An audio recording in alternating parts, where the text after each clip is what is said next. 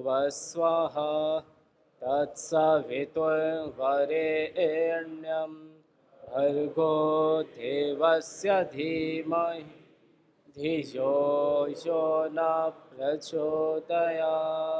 ॐ असतो मा सद्गमय तमसो मा ज्योतिर्गमय मृत्योर्मामृतङ्गमय। ॐ शान्ति शान्ति शान्ति। परम श्रद्धेय महाराज श्री परम श्रद्धेय आचार्य जी के जो विजन मिशन में आप संकल्पित ऐसे अलग अलग राज्यों से उत्तर भारत के आप सभी योगी योद्धा सभी को नमन प्रणाम। इस मुख्य योग शिक्षक प्रशिक्षण शिविर में यज्ञ जो कि हमारी भारतीय ऋषि परंपरा है और परंपरा के साथ साथ इसकी वैज्ञानिकता ऐसे तो विदित है, लेकिन उसको और किस प्रकार से आज के इस समय में साइंटिफिक डेटाबेस किस प्रकार से हवन करते हैं, तो कौन कौन से ऐसे मॉलिक्यूल्स है, गैसेज है, पार्टिकल है जो निकलते हैं और उसमें हम बैठकर यदि प्राणायाम करते हैं, बैठ के यदि हम इनहेल एक्सहेल करते हैं, श्वास प्रश्वास करते हैं, तो किस प्रकार से हमारी चिकित्सा होती है, हमारे रोग दूर होते हैं।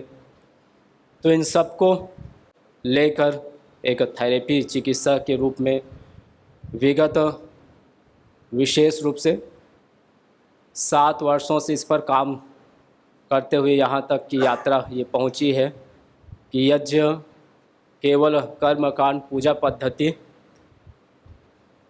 केवल स्वाहा मात्र नहीं है, सामग्री समिधा जलाने मात्र ही नहीं, अपितु एक बहुत बड़ी पैथी थेरेपी चिकित्सा है। तो उसी को लेकर यज्ञ का दर्शन आपको मैं कराने का प्रयास करूंगा। यज्ञ की जो महिमा है, तो हवन यज्ञ को समझने के लिए 4 पक्षों में उसको समझेंगे। पहला है शास्त्रीय पक्ष। शास्त्रीय हमारे वेद से लेकर पुराणों तक जितने भी यज्ञ संबंधी महिमा गाई गई है, वो मंत्र के रूप में, वो श्लोक के रूप में, सूत्र के रूप में, सूक्तियों के रूप में, तो उसके बारे में जानेंगे शास्त्रीय पक्ष। दूसरा पक्ष है ऐतिहासिक। कुछ हमें ऐसे साक्ष्य प्रमाण मिलते हैं, ईंटों से बनी हुई वेदियाँ, कहीं हवन हुए अश्वमेध यज्ञ, सोमयाग, तो ऐसे हमको साक्ष्य प्रमाण भी मिलते हैं। तो इतिहास संबंधी वो उसकी चर्चा करेंगे। तीसरा पक्ष है वैज्ञानिक, जिसमें रिसर्च और यज्ञ से चिकित्सा किस प्रकार से होती है, कैसे काम ये हवन करता है अग्निहोत्र, तो उसको जानेंगे। और चौथा पक्ष है व्यावहारिक पक्ष। जब हम हवन करते हैं तो उससे किस प्रकार से कौन कौन सी सामग्री आप सामने देख रहे हैं, तो इसको करने से किस प्रकार के जो डिजीज़ हैं, डिसऑर्डर हैं, उसको हम कंट्रोल नहीं बल्कि क्योर कर सकते हैं। तो सारे जो प्रैक्टिकल हैं वो इस सत्र में पूरे एक यज्ञ का दर्शन होगा। तो प्रथम शास्त्रीय पक्ष। शास्त्रगत वेदों में और जितने भी ग्रंथ हैं, सबसे अधिक चर्चा आई है तो यज्ञ हवन की आई है। वो अलग अलग नाम के रूप में, क्रतु के रूप में, अग्निहोत्र, यजन, हवन, देव पूजा, अग्नि के रूप में भी। तो ऐसे अनगिनत हमें कृषि के रूप में, वृष्टि के रूप में, चिकित्सा के रूप में, वातावरण शुद्धि के रूप में मंत्र मिलते हैं। श्लोक विधान के रूप में कि किस समय करना चाहिए, ना करने से क्या हानि है। तो प्रथम वेद की चर्चा करते हैं। तो आप सुन भी रखे हैं कि यदि क्षितायु यदि वापरे तो यदि मृत्योरंतिकम नीत एव तमहरामि निरिते रूपस्थात पार्श्वमेनम शतशारदाय, कि कहा कि यदि किसी की आयु क्षीण हो गई हो, रोग बीमारी के कारण से बिल्कुल मृत्यु के समीप आ गए हो, बुढ़ापा, तो ऐसी स्थिति में यह जो हवन है, यज्ञ है, उनको उस मृत्यु के पास से छुड़ा लाता है और शतशारदाय 100 शरद ऋतु तक उनको फिर सुरक्षित रखने का, स्वस्थ रखने का काम ये यज्ञ हवन करता है। उसी प्रकार से अयम यज्ञो भुवनस्य नाभिः, आप लिख भी सकते हैं, अयम यज्ञो भुवनस्य नाभिः, अथर्ववेद का ये मंत्र है, उसका भाग सुक्ति। तो यह यज्ञ संपूर्ण विश्व का नाभि है। जैसे गर्भस्थ शिशु का पालन पोषण नाल के माध्यम से होता है, माँ जो भी खाती पीती विचार करती सोचती है, वो सारा जो प्रभाव है उस नाल के माध्यम से संतति संतान तक पहुँचता है। यदि प्रतिदिन ध्यान संध्या उपासना हवन योग आयुर्वेद का पालन करती है, सत्संग करती है, तो निश्चित रूप से सभी जानते हैं, देखते ही हैं, संतान भी स्वस्थ उत्पन्न होती है। माता पिता यदि स्वस्थ है तो निश्चित रूप से संतान भी स्वस्थ उत्पन्न होते हैं।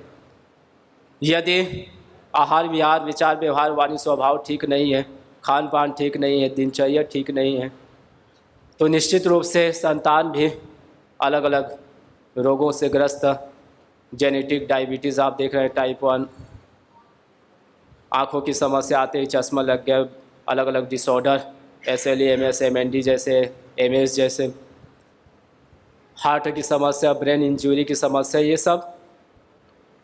तो जब तक माता पिता स्वस्थ नहीं तब तक संतान स्वस्थ कभी हो नहीं सकते। तो एक तो पालन पोषण हमारा गर्भ में होता है, दूसरा हमारा पालन पोषण इस मदर नेचर प्रकृति में होता है। तो जब तक यह पंच महाभूत पृथ्वी अब तेज वायु आकाश स्वस्थ नहीं है तब तक हम स्वस्थ नहीं हो सकते। क्यों? क्योंकि धरती से हम अन्न ले रहे, उसके आश्रय में हैं, जल ले रहे, वायु ले रहे, अग्नि ले रहे और आकाश भी ले रहे। हमारे शरीर के जो सेल है 37 ट्रिलियन सेलों में आकाश स्पेस से खाली जगह है। तो पंच महाभूतों का निरंतर हम उपयोग ले रहे। तो जब तक मदर नेचर प्रकृति माता स्वस्थ नहीं है, ठीक नहीं है, तब तक हम स्वस्थ नहीं हो सकते। तो उस बीच में कनेक्शन नाल के रूप में, नाभि के रूप में जो काम करता है वो यज्ञ है। तो हवन करते हैं तो पंच महाभूत ठीक होते हैं, और वो जब ठीक होते हैं तो हम ठीक होते हैं। जैसे माता पिता का भोजन आहार विचार व्यवहार वाणिज्य यदि ठीक होते हैं तो निश्चित रूप से संतान ठीक रहते हैं। तो उसका माध्यम हवन है। इसीलिए कहा अयम यज्ञो भुवनस्य नाभिः, कि यह यज्ञ संपूर्ण विश्व का नाभि है, केंद्र है। इसी प्रकार से अथर्ववेद का एक और मंत्र है, इदम हविर यातु धानान नदी फेनम इव आवहत, कि यह जो हवन सामग्री डालते हैं ये उसी प्रकार से है जैसे नदी के किनारे आप देखते हैं कितने जो है कचड़े होते हैं, और झाग होते हैं और सारे जो है, तो नदी अपनी वेग से तेज बहाव से सारे जितने भी कचड़े इत्यादि है किनारे में जो भी सब बहा ले जाती है। वैसे ही हवन में जो हम आहुत सामग्री देते हैं वो सामग्री उसी प्रकार से है जैसे नदी झागों को बहा ले जाती, वैसे ही ये सामग्री रोगों को बहा ले जाती है। यातुधान अर्थात जो ये माइक्रोबियल माइक्रोफ्लोरा पैथोजन जो बैक्टीरिया वायरस फंगस है, फिर अलग अलग जो और ऑटोइम्यून डिजीज़ है, सारे जो रोग है उनको बहा ले जाती है। इसी प्रकार से यज्ञो वै श्रेष्ठतमम कर्म, शतपथ ब्राह्मण में आया है। जो हवन करते हैं उनको पता है। तो यज्ञो वै श्रेष्ठतमम कर्म, यज्ञ सबसे श्रेष्ठतम कर्म है। मैं यहाँ बोल रहा हूँ, इसमें कुछ जो है 100% सुन रहे हैं, लिख रहे हैं, नोट कर रहे हैं। कुछ जो है कम में है, कुछ और कम में है, कोई जो है और अपने बिजनेस व्यापार परिवार में लगे हैं। तो जितना मैं बोल रहा हूँ, बता रहा हूँ, उसमें सबको पूरा 100% है ना ग्रहण नहीं कर पा रहे हैं। योग कराते उस समय भी 100% कई नहीं करते हैं। तो जो बोल रहे हैं, जो करा रहे हैं योग आदि, उसमें 100% लाभ ले नहीं पाते हैं। लेकिन हवन यज्ञ ऐसा है कि यहाँ यदि छोटा सा हवन करते हैं, आगे करने वाले हैं, तो उसका लाभ यहाँ पर ना चाहते हुए सबको मिलेगा ही। इसीलिए कहा इसको सबसे श्रेष्ठ कर्म कहा गया है कि सबसे उत्तम ये कर्म है। और इसकी चर्चा हम वैज्ञानिक पक्ष में समझेंगे कि यज्ञ कैसे काम करता है। इसी प्रकार से शास्त्रों में और अलग अलग महिमा गाई गई है। तो प्रथम तो हम अब समझते हैं यज्ञ का अर्थ क्या है। यज्ञ का अर्थ क्या है? तो संस्कृत व्याकरण के आचार्य पाणिनि हुए, पंचोपदेश उनके, उसमें एक तो अष्टाध्यायी है, दूसरा है धातु पाठ। तो सारे जितने भी ये नामकरण संस्कार होते हैं, नाम रखते हैं, तो उसी के आधार पर रखते हैं कि उसका क्या अर्थ है, प्रकृति प्रत्यय के आधार पर। तो उसमें बताया कि यज देव पूजा 3 अर्थ बताए हैं। देव पूजा, संगतिकरण और दान। यज देव पूजा, संगतिकरण, दानेशु। तो आचार्य पाणिनि अपने धातु पाठ जो ग्रंथ है उसमें ये 3 अर्थ यज्ञ के बताए हैं। तो देव पूजा क्या है? देवों की पूजा। अब देव कौन है? 2 प्रकार के जी। एक है जड़, दूसरा है चेतन। जड़ में आते हैं 5 महाभूत, पृथ्वी, अब तेज, वायु, आकाश। तो ये भी दे रहे निरंतर, इसलिए देव है।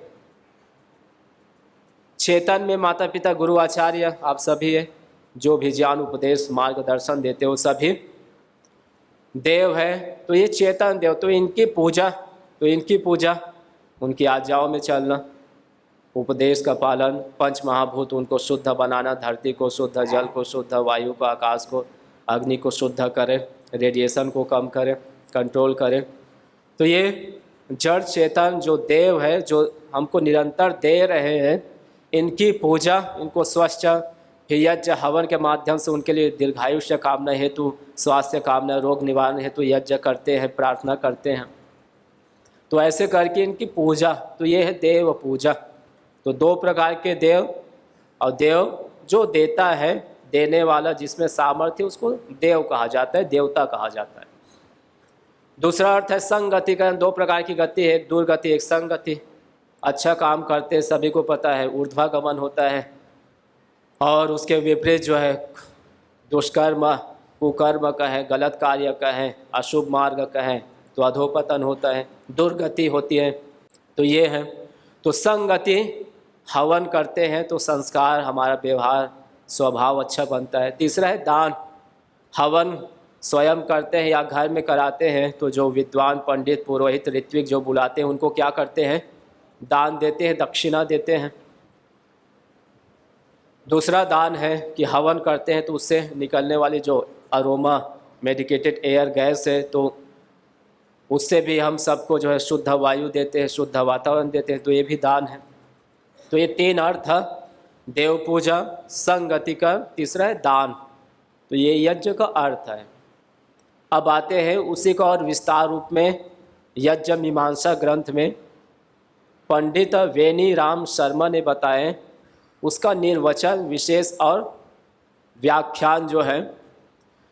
तो ये न सद अनुष्ठान संपूर्ण विश्वम कल्याणम भवेत आधि दैविक आधि भौतिक आध्यात्मिक तापत्रय उन्मूलनम सुकरम स्यात् तद यज्ञ पदाभिधेयम। जिस अनुष्ठान को करने से संपूर्ण विश्व का कल्याण होता हो और 3 प्रकार के दुख तीन प्रकार के दुख जानते हैं आप सभी, दैहिक, दैविक और भौतिक। गोस्वामी तुलसीदास जी ने भी कहा ना, दैहिक दैविक भौतिक तापा, राम राज्य काहू नहीं व्यापा। तो राम राज्य में भी तीन प्रकार के दुख कहीं भी व्याप्त नहीं था। तो ये संताप, दैहिक दुख जो हमारे खान पान आहार विचार व्यवहार के कारण से जो शारीरिक मानसिक जो कष्ट मिलते हैं, रोग होते, बीमारी, वो है दैहिक दुख। भौतिक दुख है कि हमसे अलग अन्य मनुष्य जीव जंतु के माध्यम से जो कष्ट देते हैं, चलते हुए गलत ड्राइविंग के कारण से एक्सीडेंट हो गए, एंड एक दूसरे जो है मारते रहते हैं, हत्या कर देते हैं, फिर सांप काट दिए, कुत्ते काट दिए। तो ये सब हमसे अलग अन्य मनुष्य या जीव के माध्यम से जो भी हमको कष्ट होता है उसको बोलते हैं भौतिक दुख। तीसरा दुख है दैविक दुख। दैविक जितने भी प्राकृतिक आपदाएं हैं, ये सब इसको बोलते हैं दैविक दुख। तो तीनों प्रकार के दुखों से जिससे हम बचे रहें, ऐसे जो अनुष्ठान, ऐसे जो सत्कर्म है, उसको कहा गया यज्ञ हवन। फिर ये न सदनुष्ठाने न इंद्र प्रवृत्ति देवाः सुवृष्टिम कुर्युः तत् यज्ञपदाभिधेयम्। जिस अनुष्ठान को करने से इंद्र आदि देव प्रसन्न होकर वृष्टि करे, वर्षा करे, बारिश करे, उसको भी यज्ञ कहते। तो हवन से वृष्टि बारिश भी होती है। राजस्थान जो सूखाग्रस्त स्थान है, एंड संभाजी नगर, महाराष्ट्र, कच्छ है, तो ऐसे स्थानों में बहुत कम ही बारिश होती है। तो वहाँ पर अनुष्ठान होता है, एक सप्ताह चलता है। तो उसमें सुबह से शाम तक पूरे जो है अलग अलग 108 प्रकार की जड़ी बूटियाँ मिला के उसमें हवन करते हैं। तो उससे वर्षा वृष्टि भी होती है। वृष्टिश्च में यज्ञेन कल्पताम, कृषि भी होती है। कृषिश्च में यज्ञेन कल्पताम, ये वेदों में भी कहा गया है, ऋग्वेद में। पृथ्वी च में यज्ञेन कल्पताम, पृथ्वी को यज्ञ से उपजाऊ बनाओ, इसके जो एक्टिव कंपोनेंट है उसको बढ़ाए। तो ये उसका निर्वचन, ये न सद अनुष्ठान स्वर्ग आदि प्राप्ति सुलभ से तद यज्ञपदाभिधेयम। जिस अनुष्ठान को करने से स्वर्ग आदि की प्राप्ति अर्थात विशेष स्वास्थ्य लाभ हमको प्राप्त हो, शांति आए जीवन में, स्वस्थी आए, तो इसको भी क्या कहा गया है, यज्ञ हवन। तो निर्वचन। अब तीसरा आता है पर्यायवाची। ये शास्त्रीय पक्ष में अभी हम समझ रहे हैं। शास्त्रीय पक्ष में यज्ञ का अर्थ, फिर निर्वचन। अब तीसरा है पर्यायवाची। यज्ञ के 15 पर्यायवाची बताए गए हैं। पहला है यज्ञ, फिर वेनः, फिर अध्वर, जिसमें कोई हिंसा ना हो। आप देखते हैं बलि के नाम पर, पूजा पाठ के नाम पर कई जगह जो है अभी भी हिंसा करते हैं, जीव जंतुओं को मारते हैं। तो बलि का अर्थ आप सभी जानते ही हैं, है ना, बाहुबली, महाबली, बाली सुने हैं ना, जिनके पास बल हो उसको बोलते हैं बलि।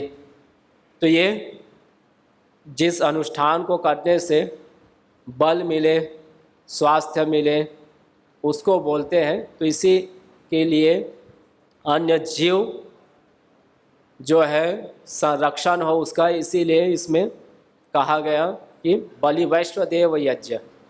तो 3 प्रकार के मुख्य यज्ञ है ना। पहला है दैनिक यज्ञ, दूसरा है नैमित्तिक, तीसरा है काम्य यज्ञ।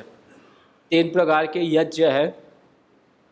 दैनिक यज्ञ जानते हैं, जो प्रतिदिन करना है, उसमें 5 महायज्ञ आते हैं। 5 यज्ञ दैनिक के अंदर आता है। पहला है ब्रह्म यज्ञ, जो संध्या उपासना, ध्यान, मेडिटेशन। दूसरा है अग्निहोत्र, जो अग्नि की पूजा करते हैं। तीसरा है बलि वैश्वदेव यज्ञ, हमसे इतर जितने अन्य जीव, उनका संरक्षण, उनकी सेवा। चौथा है अतिथि यज्ञ, घर में आए आगंतुक, भिक्षुक, जो विद्वान, धर्मात्मा, योगी, तपस्वी हो, उसकी सेवा, अन्नपान, जलपान कराना। चौथी है पितृयज्ञ, 5वां। तो जो जीवित माता पिता, गुरु, आचार्य, उनकी सेवा, शुश्रूषा, परिचर्या। तो ये 5 महायज्ञ, इसको दैनिक यज्ञ कहा गया, अर्थात प्रतिदिन करना ही है। फिर आता है नैमित्तिक, किसी निमित्त से हवन करना। जैसे अभी पीछे नवरात्र में हवन किए, आने वाला जो पर्व है दिवाली दीपावली, उसमें भी यज्ञ हवन करते हैं। होली है, फिर भूमि पूजन है, गृह प्रवेश है, षोडश संस्कार है, गर्भधान से लेकर अंत्येष्टि, तो सब नैमित्तिक यज्ञ है, किसी निमित्त से करते हैं। उपनयन संस्कार है, जन्म है, नामकरण है, कर्ण भेदन है, विद्यारंभ है, फिर समावर्तन, तो ये सब विवाह संस्कार, संन्यास का है, वानप्रस्थ का है, अंतिम में जो दाह संस्कार, तो ये सब निमित्त से ही करते हैं। उस समय जो कर्म है उसको अग्नि के साक्ष्य में, तो इसको बोलते हैं नैमित्तिक यज्ञ। तीसरा है काम्य यज्ञ। काम्य विशेष कामना से अपने रोग बीमारियों को ठीक करने के लिए, चिकित्सा के रूप में। त्रेता युग में भगवान राम, लक्ष्मण, भरत, शत्रुघ्न चारों भाइयों का जन्म किससे मानते हैं? किससे मानते हैं जी? यज्ञ से मानते हैं। ऋषि श्रृंगी को पुरोहित बना के महाराजा दशरथ ने ये यज्ञ कराए और उसमें 4 पुत्र रत्न की प्राप्ति हुई। तो ऐसी औषधियाँ जिसकी कमी ये करती है, ऐसी औषधियों से हवन करके जो अलग अलग जो हार्मोनल इम्बैलेंस है उनको दूर करके, तो सामग्री भी उस प्रकार की बनी संततिष्ठि।